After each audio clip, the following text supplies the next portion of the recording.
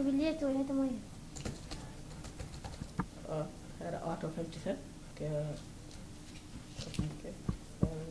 Varsågod. Hej. Hej. 2 biljetter. Jag är så här. Ja, det är så trevligt.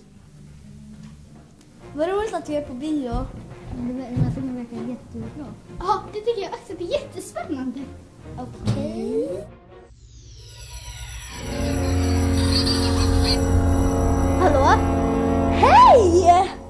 Va? Aha! En hund säger du? Jag tycker jag ska skaffa en. Vilken ras? Chihuahua! Men inte allvar! Jag har suttit på en film nu. Jag var rasande. Aha, okej. Jag ringer senare. Hej då! Det var min kompis som skaffade en hund.